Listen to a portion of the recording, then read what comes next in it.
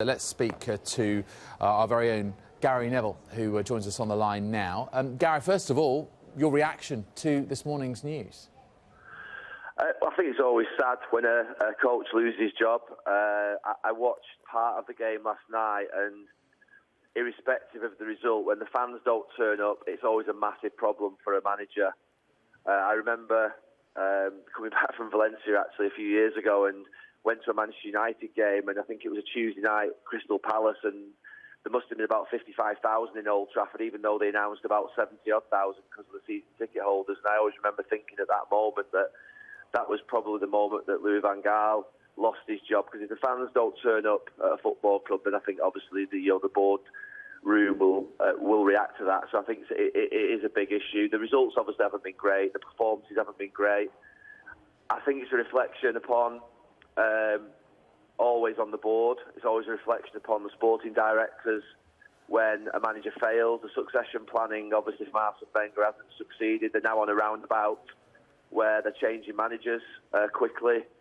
We've seen it at other clubs, and I suppose in some ways unsurprising. It was always going to be difficult for someone to come in after such a long period of a manager, and Unai Emery. I think he's been disrespected at times in the last few weeks. His accent, his manner have been disrespected. He's been ridiculed. I think that was, to be fair, getting quite unsavoury. The reality of it is, this is a top coach who ultimately, couldn't find his way in this particular job and has struggled in it. But my feeling is one of sadness, obviously, because a man has lost his coaching role today. If you had to isolate the main reasons why he's lost his job in terms of what you've seen on the pitch, Gary, what would you say? Well, it's been messy. The goal last week that we highlighted on Monday Night Football, that one where David Luiz was stepping up, where we've seen Mustafi, we've seen Socrates. I mean, let's be clear about this. These defenders are uncoachable, some of them. Let's be clear about that. I don't know who's been responsible for recruitment at Arsenal over the last sort of 2 or 3 years. It's obviously changed. There have been new people brought in. But if I was in the boardroom at Arsenal, I'd be giving those lot a right rocket. Watching some of the shambles. There's no way that Unai Emery is telling David Luiz to step up 2 times and 3 times and play offside, or some of the hideous things you see from the other defenders and other midfield players at Arsenal. You think of Xhaka the other week.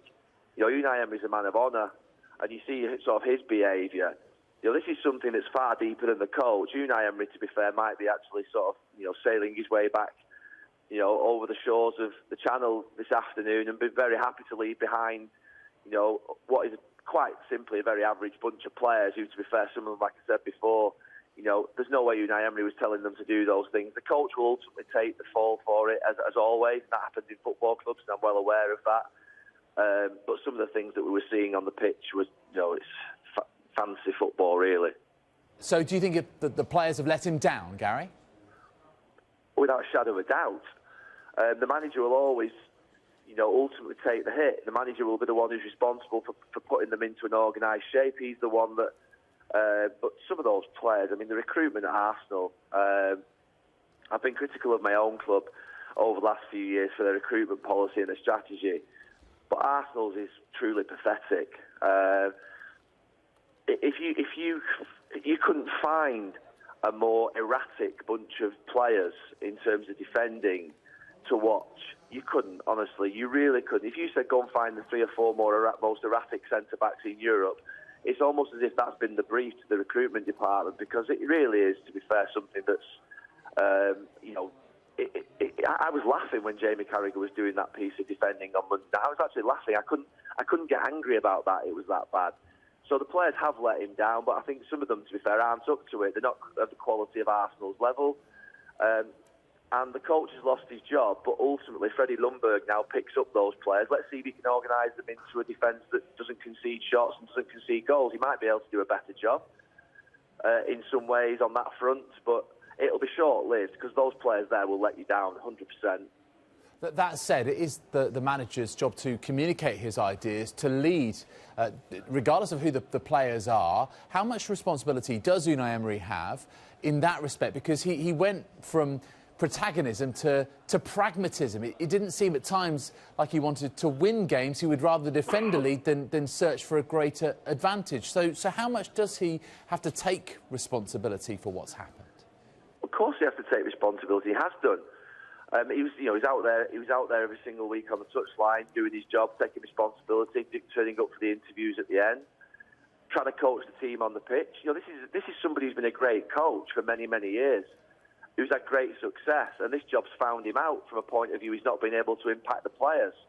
And sometimes in football we can look too deeply into it. Sometimes there's just not that connection between the club, the manager, the players. Circumstances aren't right. The recruitment might not be perfect. And essentially things fall over and it looks awful. And it looks awful. It's looked awful at times for Unai Emery in this last few months, because essentially the team on the pitch are a reflection of him and the coaching sessions that he's been doing and the work that he's been doing during the week. But the fact of the matter is, he hasn't just become a bad coach overnight. Something's just not connected here. And you're right. In the end, it maybe looks like he doesn't know what he's doing because he's changed his mind. He's doing different things. It looks erratic off the pitch as well as it does on the pitch. But when you're watching some of the things that we've seen at Arsenal in terms of decision-making on the pitch, I would imagine every single week he goes into his dressing room, or into his coach's room, gets his flip chart out, looks at the players and it's almost like pin the tail on the donkey. Which one do I pick? OK, let's try and move things forward a little bit here, because you've mentioned this is a bunch of players who've let Unai Emery down. So who is the right person to lead them going forward? We know, of course, at the moment, interim head coach is Freddie Ljungberg, who will oversee things for the time being. I'm just going to show our audience, Gary, and we'll tell you as well the odds of the bookmakers for who could well replace Unai Emery. Nuno Espirito Santo is there at 6-4 favourite. Ljungberg to take the job on a permanent basis at 7-2. Then a former Arsenal player in Mikel Arteta at 8. Interestingly, Mauricio Pochettino is at 10-1, and bar those, Massimiliano Allegri and Eddie Howe are the other managers potentially who could well take over from Unai Emery. But also, I'm interested not just in terms of the coach, but the project, because we mentioned Josh Kroenke and Stan Kroenke and the strategy that now has to be in place, because under Arsene Wenger, there was a strategy. It seemed clear. He managed to take them through the move to the Emirates Stadium. But again, what does the strategy have to be from their perspective as well? Well, I don't know. I mean, sometimes we quite often see that, the opposite of what's been in previously, don't we? When a manager has failed, we see something completely different. When something doesn't work, you say, OK, I think it's something like this that we need. I mean, Mikel Arteta was somebody who was obviously linked with the job last time round.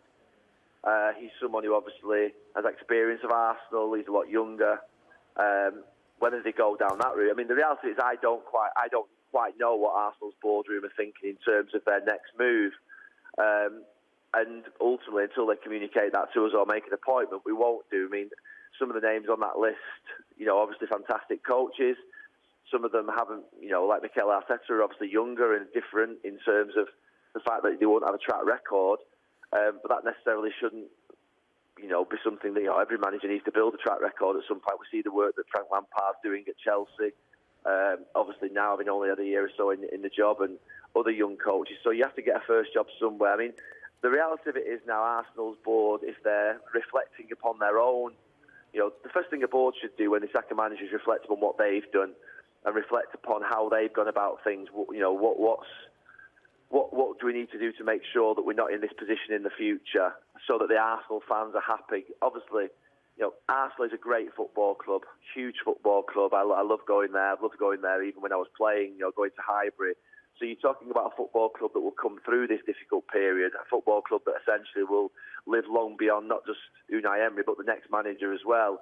But what Arsenal Football Club have always been is quite responsible in their decision-making.